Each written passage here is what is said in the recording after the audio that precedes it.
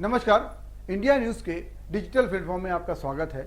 हम बात कर रहे हैं छत्तीसगढ़ की, लेकिन छत्तीसगढ़ की बात करने से पहले, विस्तार में बातचीत करने से पहले हम आपको बता दें, सियासत में जब भी कोई बड़ा फैसला होता है तो उसका जो गणित होता है वो वोट से जुड़ा होता है। इस समय लगातार छत्तीसगढ़ बीजेपी में परिवर्तन चल रहा है। कह सकते हैं कि परिवर्तन की बयार लगातार चल रही है और नए नए फैसले हो रहे हैं। अभी कुछ पिछले वीक में एक फैसला हुआ कि प्रदेश अध्यक्ष को बदल दिया गया, अरुण साव बन गए और आज कह सकते हैं कि नेता प्रतिपक्ष बदल गए। धर्मलाल कौशिक की जगह नारायण चंदेल को बना दिया गया। अब इसका बोर्ड गणित समझना जरूरी है कि आखिर इन दोनों का परिवर्तन हुआ क्यों, क्योंकि राजनीतिक पार्टियों को मालूम है जो भी बड़े फैसले जब हम लेते हैं, किसी प्रदेश में लेते हैं या राष्ट्रीय स्तर पर भी लेते हैं, तो उसका असर कहीं ना कहीं वोट पर भी पड़ता है। वो वोट जो पार्टी से छिटका हुआ रहता है, पार्टी से दूर रहता है, पार्टी के साथ नहीं रहता है, वो हो सकता है कि फैसले के बाद वो इस बात को इनका आभास रहता है, उम्मीद रहती है कि ये वोट बैंक जो उनसे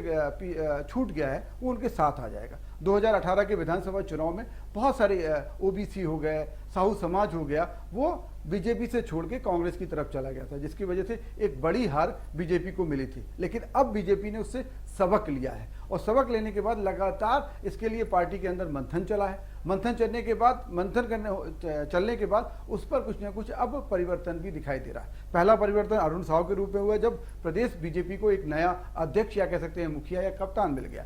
आज अब विधानसभा में एक नेता प्रतिपक्ष के तौर पर नारायण चंदेल का नाम आ गया। अब नारायण चंदेल और अरुण साव दोनों ही ओबीसी वर्ग से आते हैं और अरुण साव के आने के साथ ये हो गया था कि अब साहू समाज भी बीजेपी के साथ आ जाएगा। अब नारायण चंदेल को भी आज नेता प्रतिपक्ष बना दिया गया। तो अब ओबीसी जो वोट बैंक जो थोड़ा बहुत छिटका हुआ था बीजेपी से, जो लगातार बीजेपी से दूर हो गया था, अब ये एक कवायद थी, लंबी कवायद के बाद एक वोट गणित कह सकते हैं कि छत्तीसगढ़ बीजेपी ने एक वोट गणित तय कर लिया है कि कैसे नारायण और उदय दोनों को जोड़ा जाए। नारायण मतलब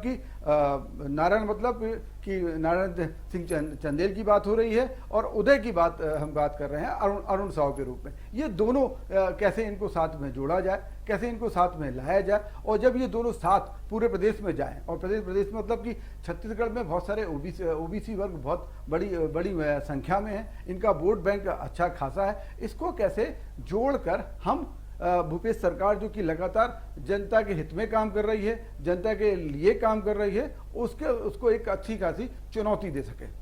ऐसी ही कुछ खबरें देखने के लिए लगातार इसी डिजिटल प्लेटफॉर्म को आप देखते रहिए।